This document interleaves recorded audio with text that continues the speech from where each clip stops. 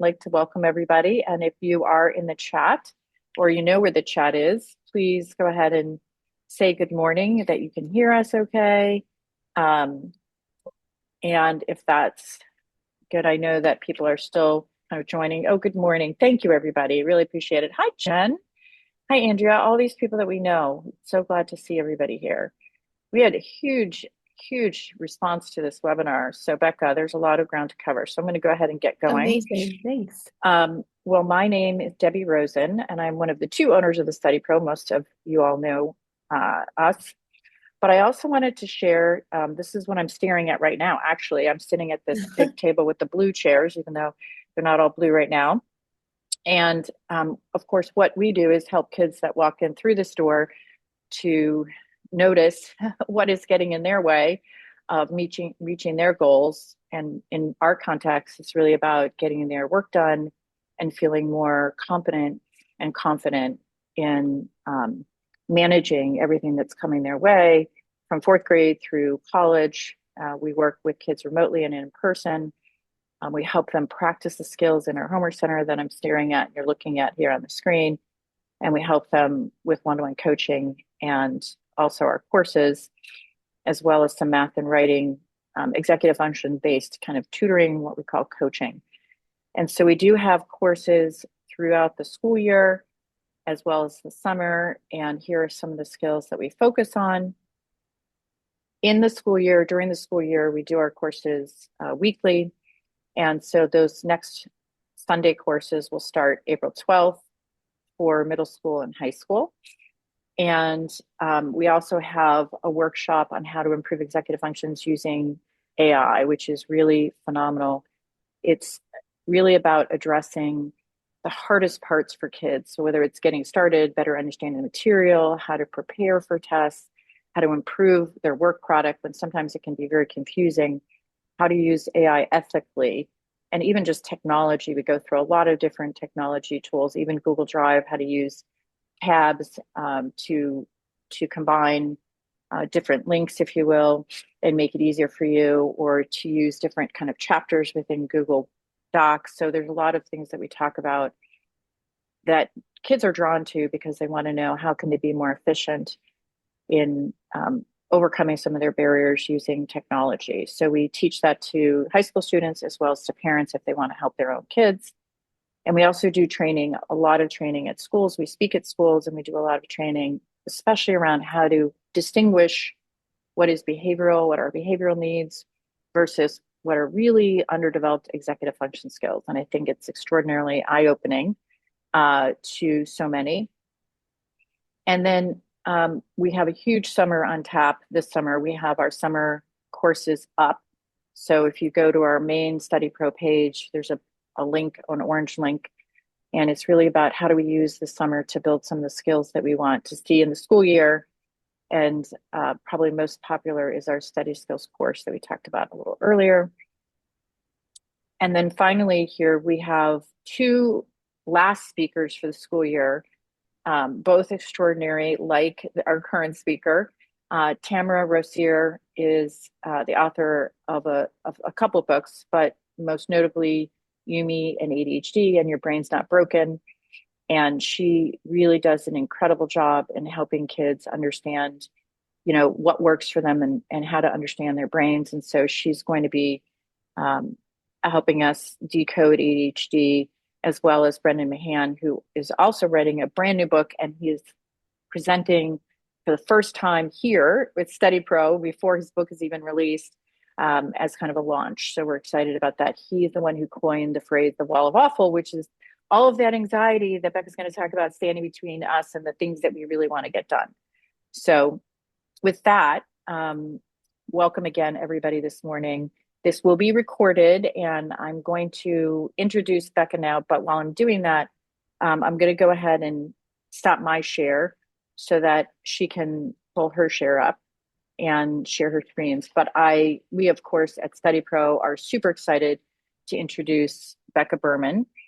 We have been collaborating with Anxiety Institute for quite some time now, and we were very excited to have her here because she has just an extraordinary amount of experience with adolescents and adults who are navigating anxiety.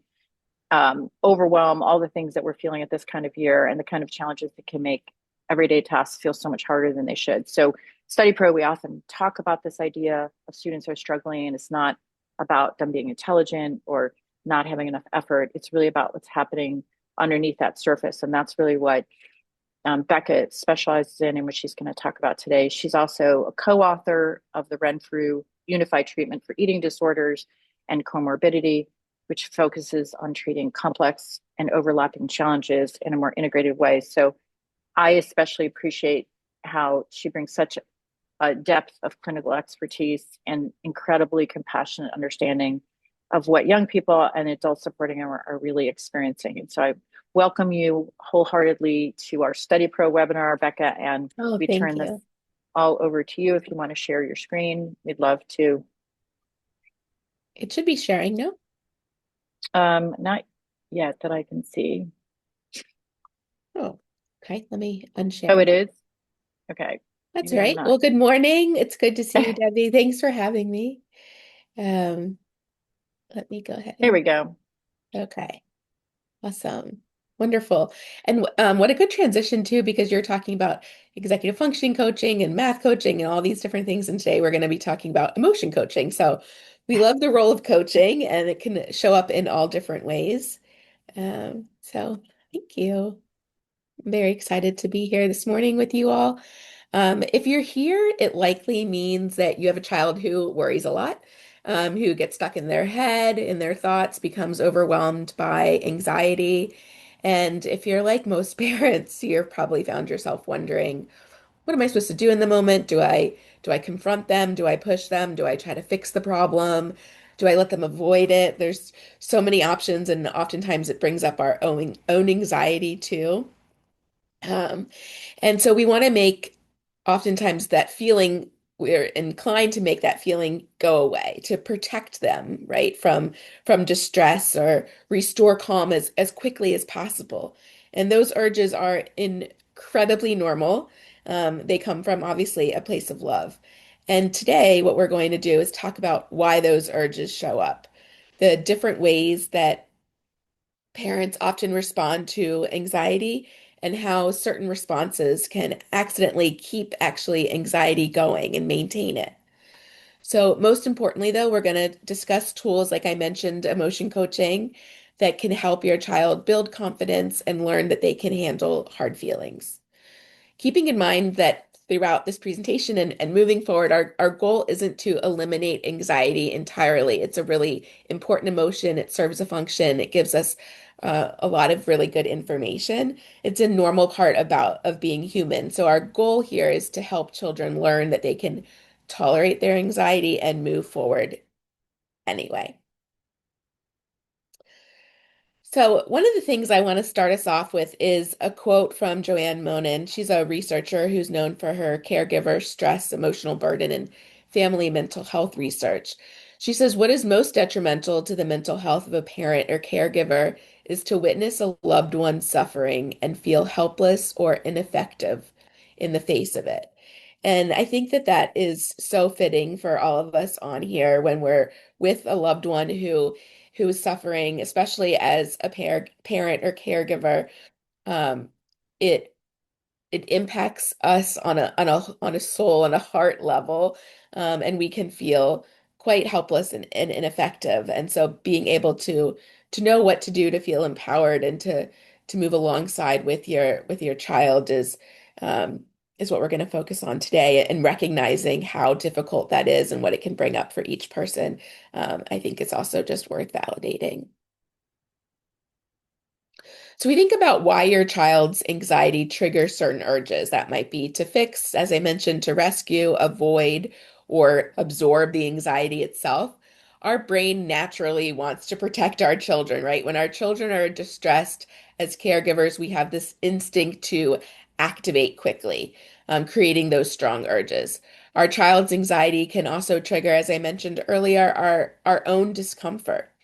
And those feelings can lead to parents trying to avoid the situation or step in too quickly or try to even remove the distress.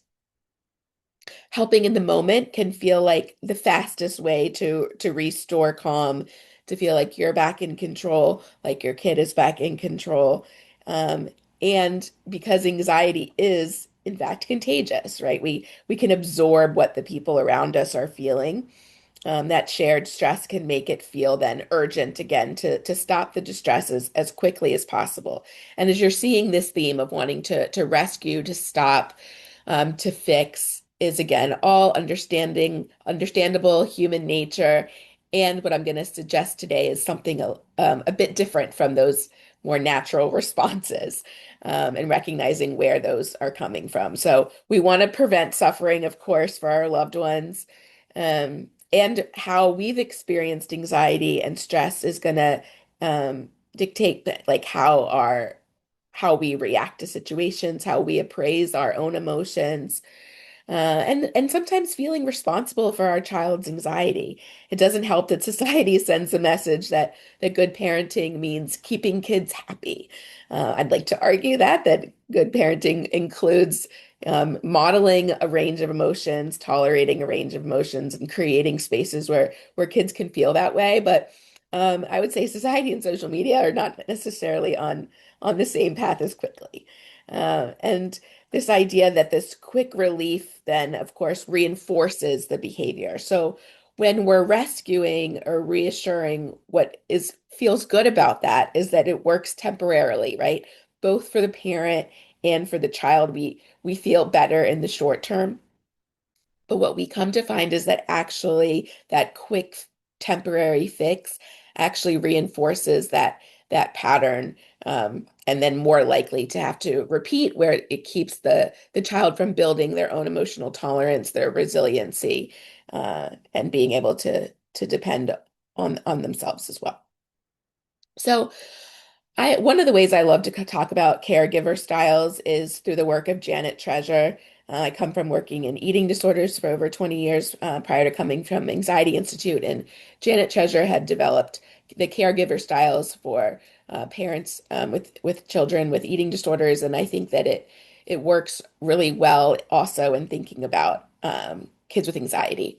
And so adapted the work of Janet Treasure for that. So we're going to see different animal metaphors to illustrate the different ways that loving caregivers often react when a child is suffering, and how these small shifts in response can better support coping and resilience.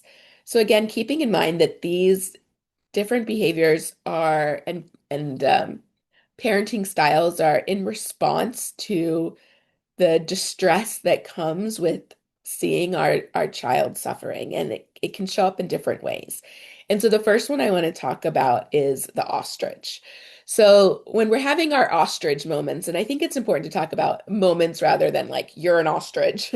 I'm having an ostrich moment, or I tend to be more ostrich at times, or one of the neat things I love about the animal models is also teaching them to children, to adolescents, to have a more playful language, to be able to call each other out. Or I was having, call yourself out. I was having an ostrich moment. Or mom, dad, parent, you're it's feeling very ostrichy right now. So what is the ostrich? The ostrich is more of the avoidance style. So this core pattern of avoiding or trying to minimize the problem, and how we see that show up is that the ostrich caregiver oftentimes is feeling uncomfortable with the child's distress, and then in response tends to ignore, downplay the anxiety, kind of hoping if I don't look at it, it'll resolve itself on its own.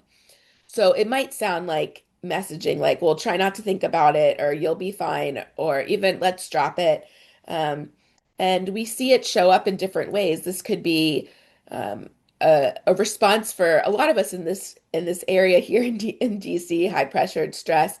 We put ourselves in a lot of different things. It might be that we're working late, we have this meeting, we have that meeting. All that is true, and sometimes I know that um, I lean into this too, is that when I'm feeling anxious or overwhelmed, I tend to like overextend myself, and pull back from maybe what is the anxious thing in front of me. So having those ostrich moments, putting my head in the sand, the impact on anxiety is that the child then feels alone with their fear, and then the anxiety goes unaddressed.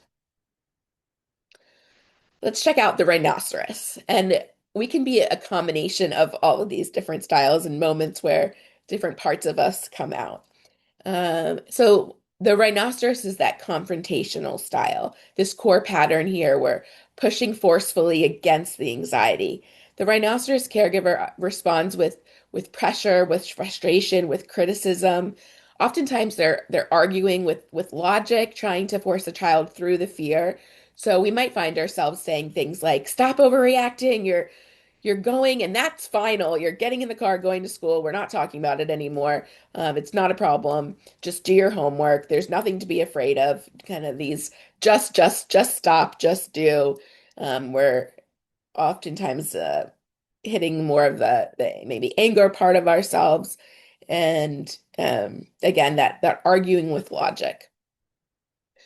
The impact, how it can land on a child's anxiety, is that they feel shamed or misunderstood, right? They're not feeling heard, validated, which then actually increases the emotional escalation or the avoidance, when what we're trying to do ultimately is to approach it and build tolerance. So this can have obviously the opposite effect. All right, now we have our kangaroos, right? Our kangaroo moments. Our kangaroos are tend to be more overprotective during times of distress and anxiety, and lean more into what we would call an accommodating style. So I'll do anything and everything you think about, right? To keep from my child feeling this distress. Think about that Joey in the pouch, hopping along, staying steps ahead. Lots of accommodating behaviors. So this might sound like you don't have to go if you're anxious, right? I'll protect you. Just stay with me. I'll email the teacher so you don't have to present, or you can get out of this homework assignment, whatever it's going to take, so that I can kind of stay these hops ahead of the anxiety and things escalating. The message here is that as the parent, as the kangaroo in this moment, I'll handle it for you, and um, you don't need to even worry about the possibility of feeling anxious.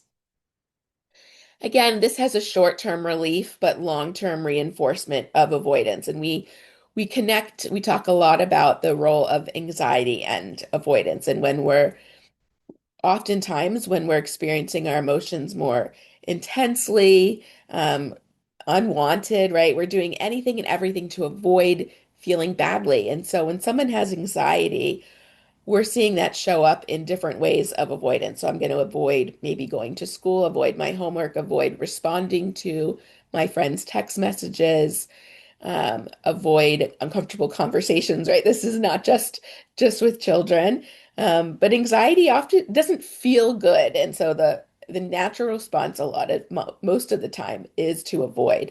But what happens when we avoid is that um, it builds more avoidance, and our world gets smaller and smaller, and the anxiety actually in the long term grows. So that's where that reinforcement, the anxiety gets reinforced, and the avoidance continues to grow. All right, the jellyfishers. When we have our jellyfish moments, this is when we're feeling more helpless, this kind of collapsing style. We're feeling overwhelmed and powerless with the anxiety. Um, Maybe more of our empaths too, where the jellyfish caregiver becomes flooded by the child's emotions and kind of like sucks it up like a jellyfish, struggles to maintain structure or guidance. We've all, I think, been here before. Um, and what can happen here is that the child then might even start to parent the parent, right? Or try to protect or make sure the parent's okay, and shuts down their own anxiety, or they both kind of, it can also have the effect of where you're kind of sharing anxieties. You hit mine, I hit yours, you hit mine, and then it's all escalating. So it might sound like I don't know what to do. Nothing seems to work. This is just too much.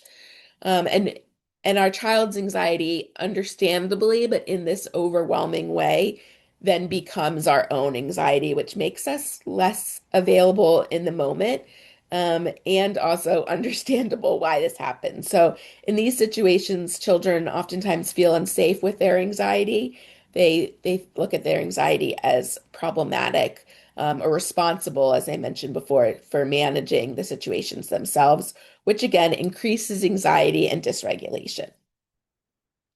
So I'm curious, I want to pause for a moment and get people in the chat. I'm seeing, okay, so people having kangaroo moments. Yeah, I have all of them. Uh-huh. What else? What animals are we relating to? What animal moments? Go ahead and throw them in the chat. Ostrich and rhino. Jellyfish. I'm an empath. Yes, kangaroo.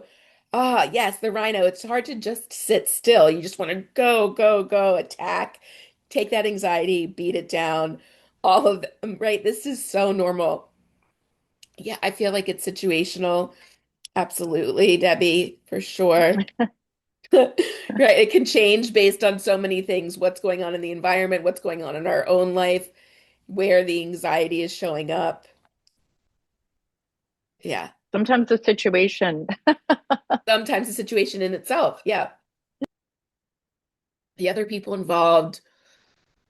Sometimes I think I become more of a rhino when I don't get enough sleep. Like there's so many different factors in our own lives of stress and anxiety on top of the of what comes with being caregivers and managing our child's emotions too. And I think one of the things that is so helpful and hard, I think, too, to remember is that our children are looking at us to see how are you managing your emotions in your life? What things do you avoid? What things do you approach? And it can kind of feel like you're like always on, right?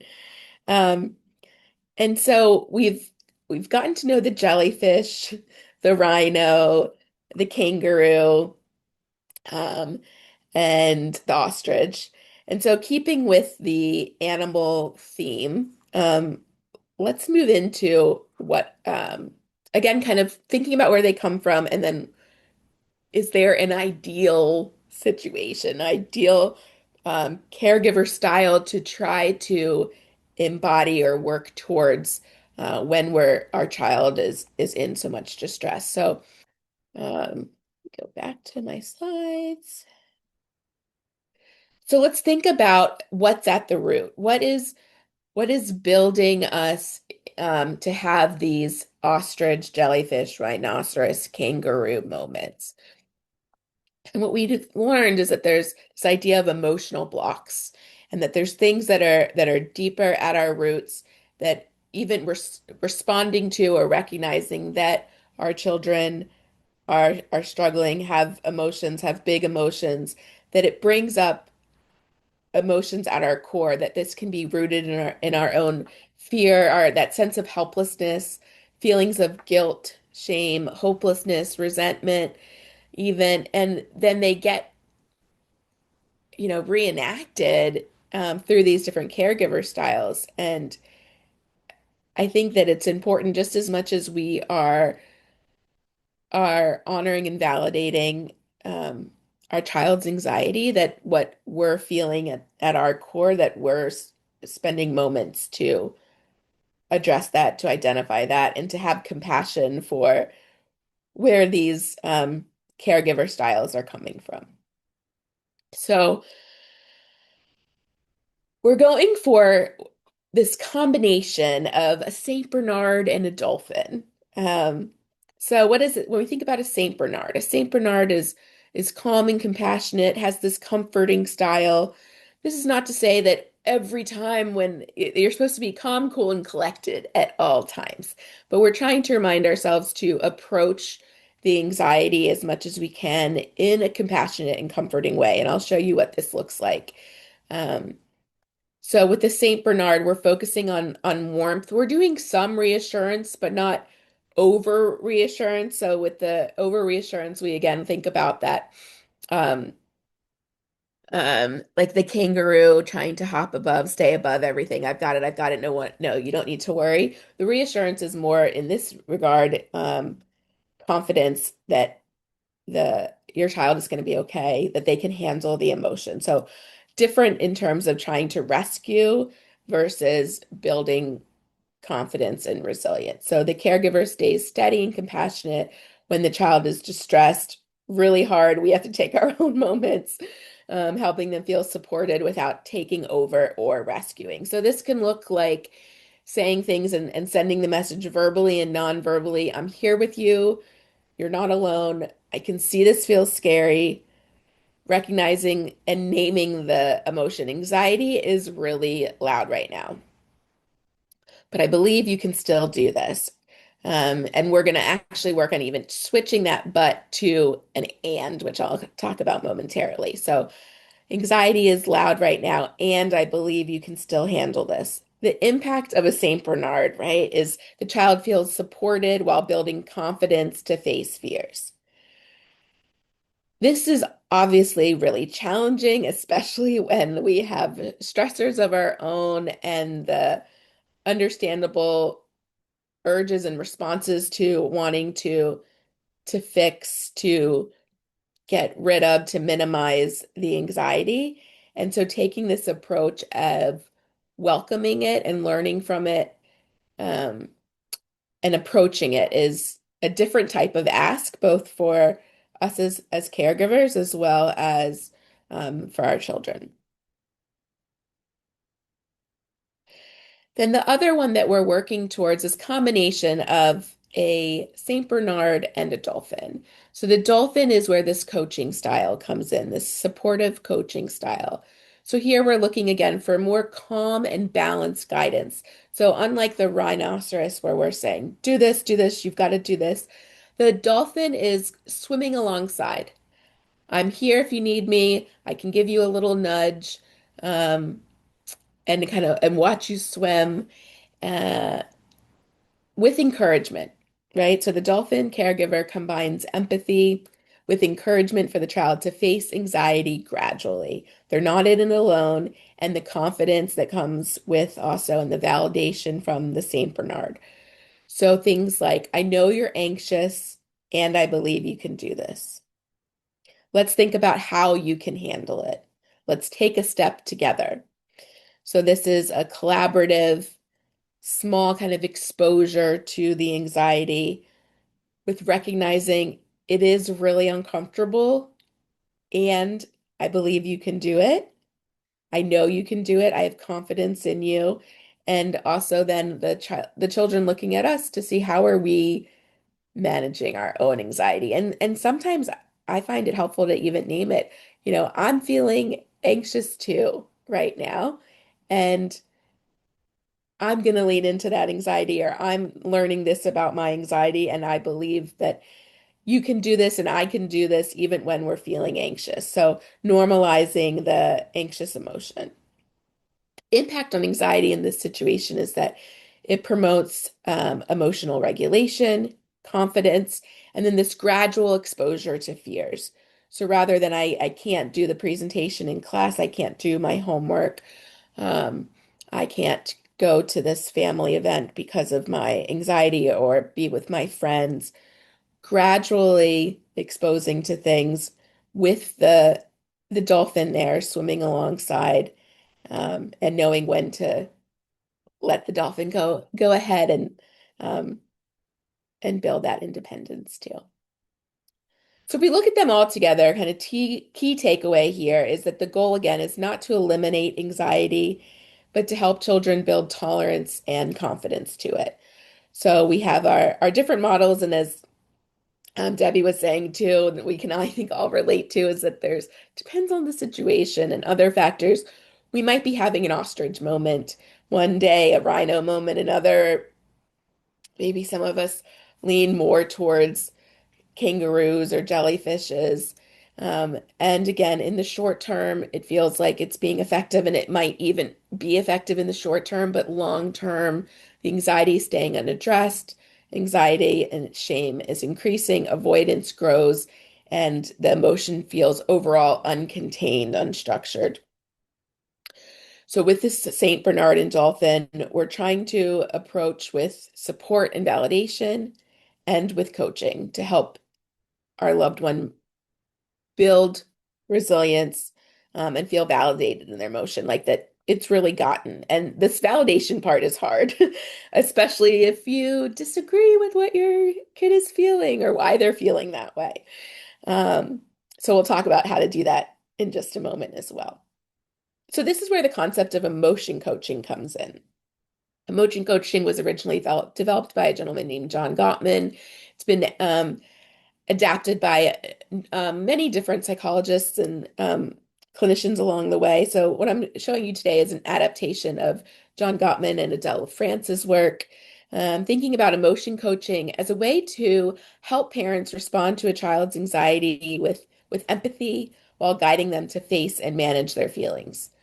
Instead of, again, trying to remove that anxiety, it teaches children that their feelings are understandable and that they are capable of having them.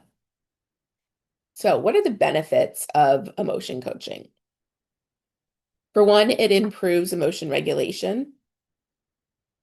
Emotion coaching helps children identify, understand, and manage their emotions.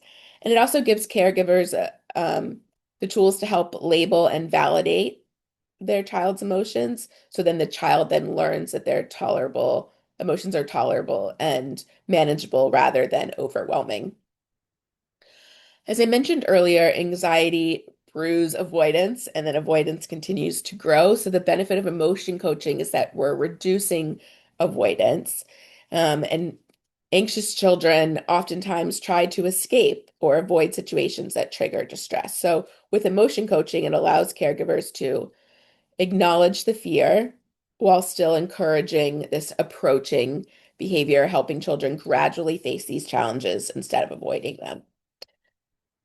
It's also really helpful in strengthening the parent-child connection. It strengthens trust and makes children more likely to share worries rather than internalizing them. If they know and can count on my parent, my caregiver, my aunt, whomever it might be, can tolerate my emotions, I'm more likely to share more of them and then build more tolerance to it and deepen the connection with my parent as well. Um, which ultimately I think we all really want.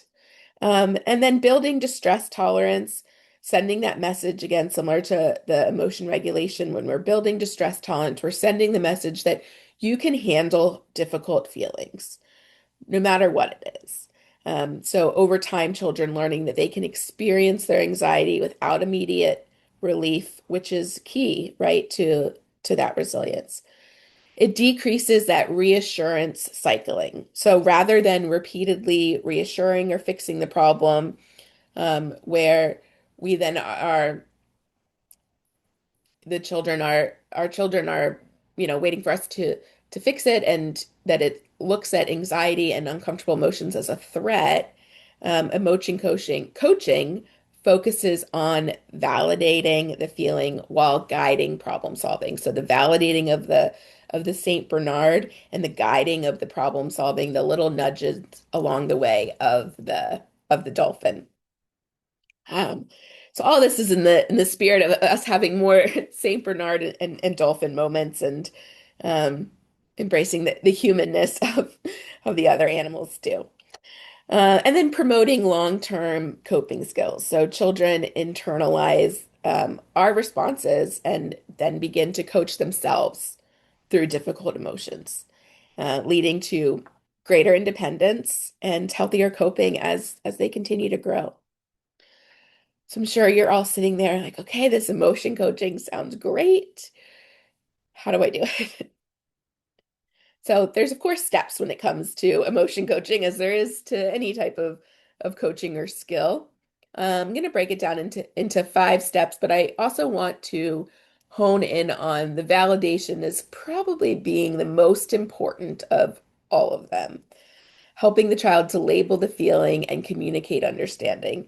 Again, this can be really challenging if we don't agree with the understanding, but this is not a time to agree or disagree. So, first and foremost, we are going to notice the emotion. I'm going to break each one of these steps down in a little bit more detail too. But in noticing the emotion, we're paying attention to those early signs of anxiety, to our kids' body language, to the things that they're withdrawing from, to the irritability, to them seeking out the reassurance. Am I going to be okay? Do you think I've done enough on this project?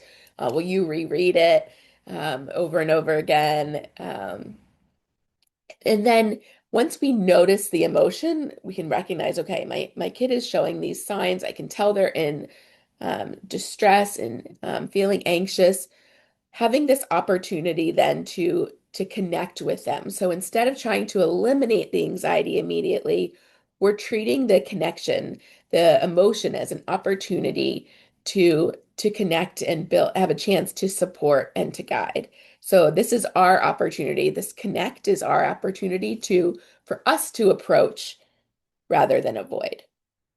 And with validating as our third step, we're labeling the feeling and communicating understanding.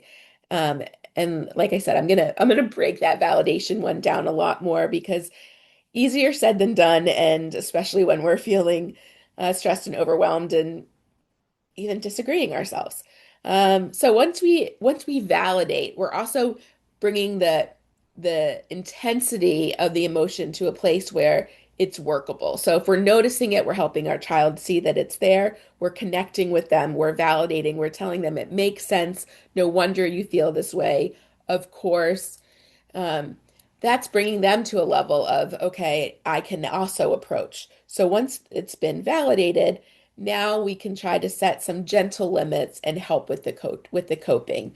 So we're supporting the child then in facing the anxiety rather than avoiding it. We're taking those steps. But if we go right in from the beginning with problem solving or coping, we're missing these real opportunities to have that sustained building, sustained tolerance of the emotion, of the connection, of making it more than just a one-time thing, um, having this become part of who they are in their emotional development. So with gentle limits and coping again, we're supporting the child, and then when needed, then we can problem solve, right? And then which helps to build confidence. Sometimes they're able to problem solve once the validation is there as well. So it's helping the child develop coping strategies and reinforce their ability to manage future challenges the next time it comes up.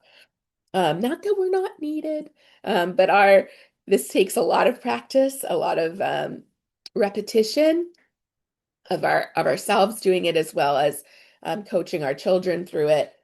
So they still need us, but in a different kind of way. So let's break it down. So that first step, noticing the emotion. We're paying attention to those early signs of anxiety. This can sound like, I see you're getting nervous about the test tomorrow. Maybe they're fidgeting, they're pacing, they're not sleeping well. You're saying something that recognizes the emotion that they're experiencing. So noticing emotion helps to prevent escalation and teaches children to recognize internal cues. Sometimes they are not even aware of it themselves. So thanks. Next, again, is this opportunity to connect. So instead of trying to eliminate it, treating it as a moment, as a chance to support and guide. This seems like a tough moment. Let's talk about what's going on. So we have, I can see you're getting nervous. This seems like a tough moment. Let's do this together. Let's connect about it. Let's talk about what's going on. Children learn that their emotions are safe to discuss rather than something to hide or avoid, or, oh my gosh, you're feeling anxious. Let me do something to get rid of that. Let's actually join in the connection with it. And then the validating and naming of the emotion. This is such a crucial, probably one of the most, if not the most important step, labeling the feeling and communicating understanding. So we're going for these, it makes sense, of course. Um, it makes sense you're feeling anxious. Tests can feel really important. Tests are really important. That validation statement, I'm going to give you some more examples of that. The validation helps children feel understood, seen, and safe, which actually calms the nervous system, making them more open to coping with anxiety rather than fighting it. So here's the trick with validation, is that we know that validation is going to have a calming effect, even if you don't personally agree with the emotional experience. Now, I am not suggesting lying to your children with by validating their anxiety or emotions. What I'm asking and inviting us all to do is to put ourselves in their shoes. It makes sense that you're feeling anxious when or because X, Y, and Z.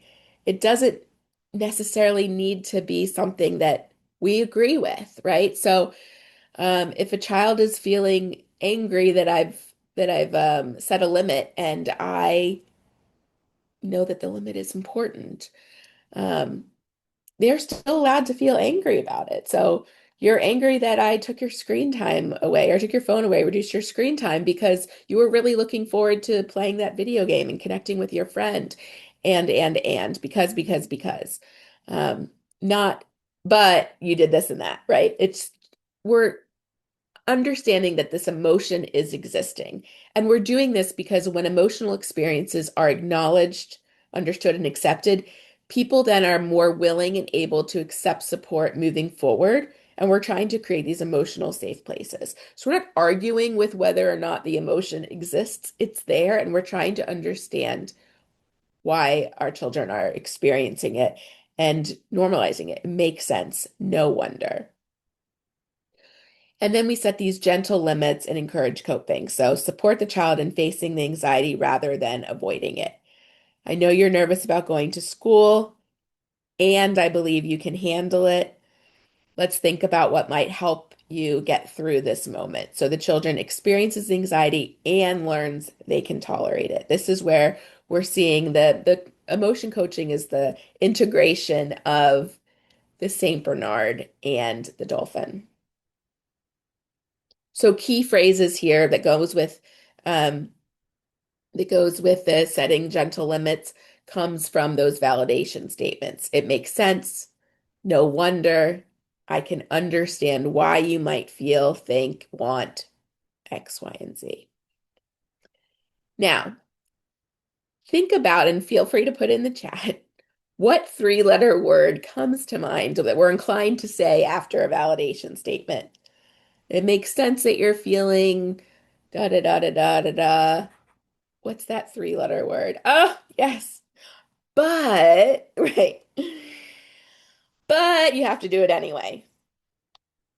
What we're suggesting here is changing again that but to because and going for as many becauses as we can come up with, putting ourselves in their shoes.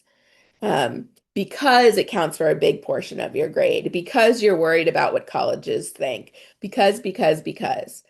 Then after the becauses, we can throw in the and. So, or we can come up with what if there's an expectation or if there's a next step. So we need that it makes sense because, and changing but to because. When the external environment mirrors the internal experience, the alarm bells in the brain reduces in intensity. And that's what we're trying to do. We're trying to share with our children um, that validation, that they're heard, that we can match it, that where it's not exploding because the anxiety exists. It makes sense that you're feeling this way because. And let's take a step together. So this is when that and comes in. Problem solving and building confidence. So we're helping our child to develop coping strategies and reinforce their ability to manage future challenges. So looking at what's helped the last time you felt this way, let's make a small plan. So many of us go for number 5 as number 1. Our child is anxious, stressed. Okay, what's helped the last time? What's gonna make, what plan can we make? What can we do? Those steps are important, but after we've labeled, we've connected, we've validated, um, so that we can continue to build that tolerance, and our children can learn these skills rather than relying on reassurance. So this everything is going to be online for you all, the steps. Um, we can take those 5 steps and even break it down into a 3-sentence kind of emotion coaching script that we can take with us, um, going with validating, expressing confidence, and encouraging support. I can see this is really hard and you're feeling anxious. In this way, we're labeling, we're connecting, we're validating. I know you can handle this feeling. I'm expressing the confidence. Let's take this next step together. That we're encouraging the approach and you're still there alongside with them. So when we put all the emotion coaching together, when we're thinking about it from um, all the different steps, starting with noticing emotion, what this could sound like. Hey, I notice you're staring at your homework, right? So think about a child who's having a hard time getting started. Homework is feeling overwhelming. Maybe they're a perfectionist. Maybe um, they're feeling distracted by other things going on in their life. There's a lot that could be going on where someone is just staring at their homework, and so easy to lean into, all right, let's start a timer and see what we can do in the first 5 minutes. Let's go. We've got soccer practice. Let's get going. Let's take a moment, pause, label the emotion, notice it. Hey, I notice you're staring at your homework and haven't started yet. It looks like you might be feeling pretty anxious about it. Seeing the emotion as an opportunity for connection. Do you want me to tell, do you want to tell me what's making this feel so hard right now? It's inviting the dialogue in, that opportunity for connection. Your child might respond with, I'm worried I'm going to mess it up. Or maybe you have um, a child that responds with like, I don't know, nothing, it's fine, right? We've all had those moments too, maybe regularly. So what we can do here when they're not providing that information is try to make some guesses. It's kind of like throwing darts. Throwing darts is you're gonna get somewhere hopefully on the board. Once in a while we'll hit a bullseye, but throwing by not throwing any darts, we're not going to get any points. And what oftentimes happens when we throw some darts and is that with time, our children will say, not really that, or this, but this, and can start to have some of the language and helps them hear from us what they're noticing, what we're noticing too about their emotional experience. Um, where it can be tricky, especially with adolescents, is like not getting into, well, is it this? Is it this? Is it this? Is it this? Again, what is the stuff that you're noticing? It would make sense if you're feeling anxious about this because, and let your child correct you. Yeah, because of the first one, but not the other two. Or you don't get it. Help me understand. What is it like then? So that makes sense. Starting something when you're worried about getting it wrong can feel really stressful. It sounds like you're feeling anxious and maybe a little overwhelmed or a lot overwhelmed. I know this feeling is uncomfortable, and I also know you can handle feeling anxious while you get started. So we're sending the message that anxiety can show up and you can still do the work. That and rather than the but, right? Anxiety can show up and you can still do the work. Now we can get to that problem solving that we are maybe more inclined to jump to.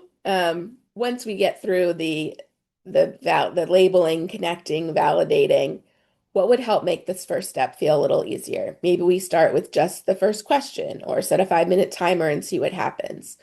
Here, what's happening is that we're reinforcing confidence. We're sending the message, you don't have to finish everything right now. Let's just get started is the goal. Key messages that children can take from ongoing emotion coaching is that my feelings are understood. Anxiety is tolerable. I can start even when I feel anxious, and that translates then to other emotions too, to other situations. I don't have to wait until the feeling disappears. I can do things even when I'm feeling this way, and I'm capable of facing it. All really important messages that we're wanting our children, ourselves, to learn. So that's emotion coaching, in a nutshell. And what I'd love to do is to turn it over for questions, for thoughts, for situations that you would like help walking through. However, whatever would be helpful in more of a Well, do dialogue. you want to leave your contact information up just in case people want to Oh, reach you? sure. It's up to you, but Yeah. yeah, and please put any questions in the chat. Anyone, I'll tell you that there's so many things that you said that made me think of tons of situations that that I've been involved in, but also certainly the idea that distress tolerance is such an important skill for kids to learn and for even adults, that we can feel this stress and sit in it and still feel like we can manage it. We can be anxious and still Hmm. move toward our goals. And executive functions, just like these emotions, are learned by modeling. And that's such an important point that you made about modeling these skills, because there's never going to be a world that I can imagine where we're not going to have to address some of these on our own, how we can manage our own situations. Um, and so we do have one question about a negative feedback loop we frequently have is anxiety during endless but inefficient studying, leading to poor sleep, leading to more anxiety. Any thoughts about that? Yeah, let me just read it over to myself.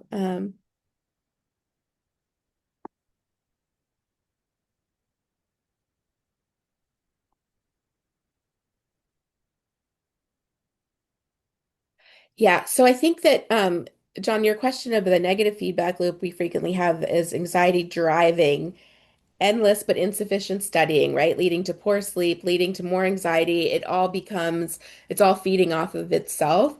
Oftentimes we see that in perfectionism, um, in, wanting to get things just right, to understand it, high pressure, high expectations that our children can put on themselves that they feel in society as well, and that can get into that ongoing cycle. And so being able to identify it in the moment and help them to, similar to approaching the anxiety, we're approaching the potential, and this goes into the next question too. We're approaching the opportunity for imperfection, for things to be enough, and what happens when we have to put something down that we're trying to perfect, or sometimes people go, go, go, try to perfect something and then don't even turn it in because it's still not perfect, and I haven't gotten the sleep.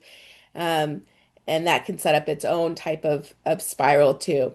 And what I think is important is looking at the emotion underneath and that anxiety and uncertainty that comes up, um, and helping to model that anxiety, and also sending the message that they're gonna be able to tolerate it. Let's try together to go to sleep. Let's close it after this amount of time.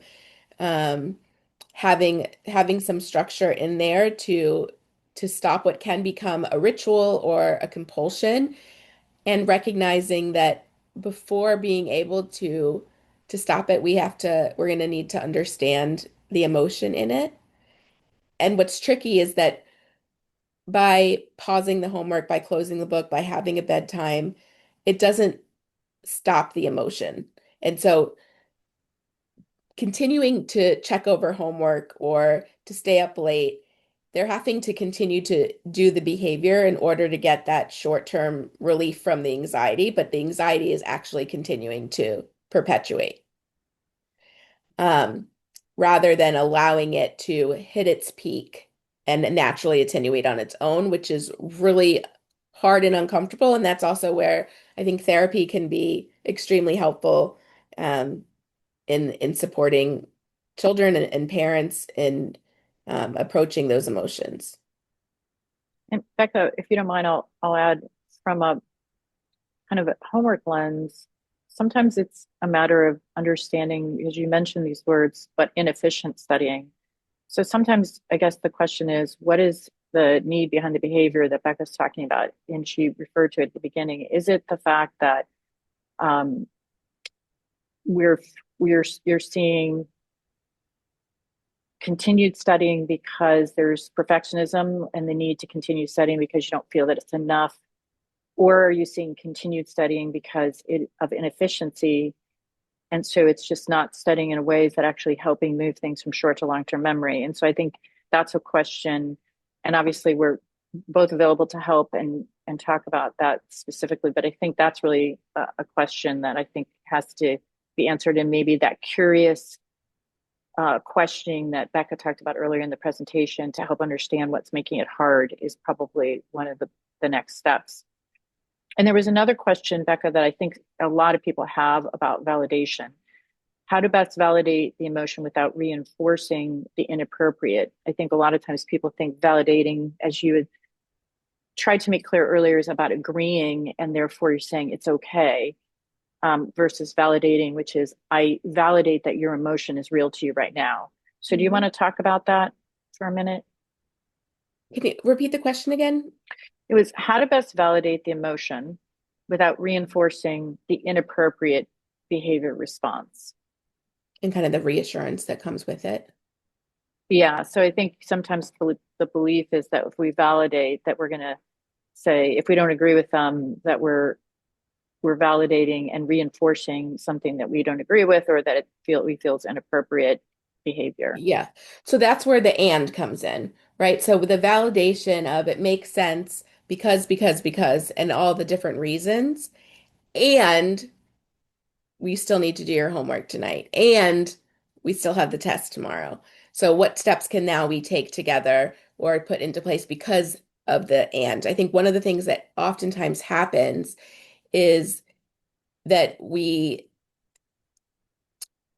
get right to the expectation of the step that we want our kids to take and that they miss out on being validated. And so if their emotions are escalated, we think about like them being on the top floor of a tall building in an elevator, and we're trying to reason with them and say, okay, let's do this, but their emotions are so escalated. What the validation does is helps to bring the elevator down to the ground floor, where now we can come up with a plan together. Does that make sense? Yeah, yes, and I think that a lot of the questions, which we can try to run through in the next couple of minutes, it's about the in the moment. It is very challenging to sometimes address anxiety in the moment. Do you want to talk about that? Because I know there's very specific situations that we're talking about getting started on homework, kids telling us, I just don't want to start, or saying, I've got it. So would you suggest that there's a specific response in that moment when we're kind of getting that pushback versus Yeah, the outside no, of no, that I've got it. moment? I've got it. It's fine, Mom. I've got it. Yeah. Yeah. Sometimes it is needing that space. I think that homework, as we're talking about homework, or different things that bring on anxiety and stress within families.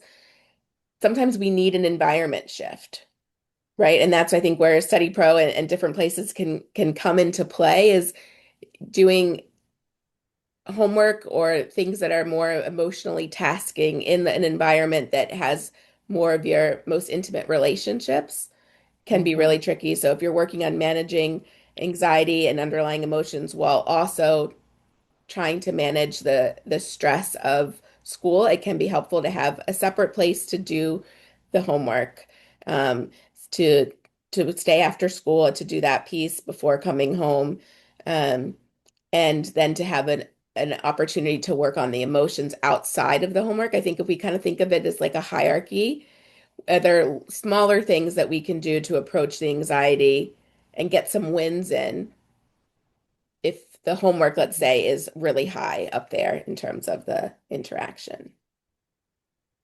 And, kids develop their amygdalas fully before their executive functions are fully developed. So what we Right. talk about often is that we have this full emotional capacity, but the management of the emotions when they pop open that English paper or something can it can feel very overwhelming, and they don't have the same skills that you do. So to Becca's point of we can be anxious, and we sometimes have to help create a structure so we can say, I know you, I very much validate that you have it. And outside of even this moment when we don't want to get into it with them, we can start to look at a way the structure can be developed for them. It says, look, we've noticed that you've been struggling when you start. And at that time, I know you don't want our support, but we are still the adults, right? And we are still the adults, and we want to make it easier for you. We know you have the goal of doing well, and we share that goal with you. And just like we guide our kids in all kinds of ways, we still want to guide our kids to be able to create a structure that works for them, because sometimes they just can't do that due to underdeveloped executive function slash ADHD slash, Right. anxiety, et cetera. So I think we just want to confirm that we are validating that they are feeling that emotion, and it doesn't necessarily mean that we can't do the things that we know an adult brain can see and allow them to create an environment to make it easier for them. So Hmm. hopefully that will help. So with that, I think it's 10, and this was incredibly helpful. I know I was thinking about all of the animals that I was, Becca, and in what situations, and I'm going to be flashing those all through the dance competition weekend I'm about to hit, and my daughter's finals, which she's in right now. So we really appreciate all of your expertise. It's really extraordinary to give us the gift, to give us the moment to be able to absorb all of this as parents, because we all need as much help as we can get right now. So we got a lot of fantastic sessions, very helpful. So we really appreciate it, and everything Anxiety Institute's doing right across the street from us. So Yeah. we are very grateful for you all. Well, thanks for having us and being working together.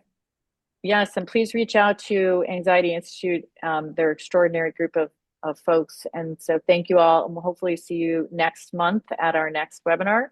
So have a good and hopefully dry day, everyone. Thanks, Becca. Thank you.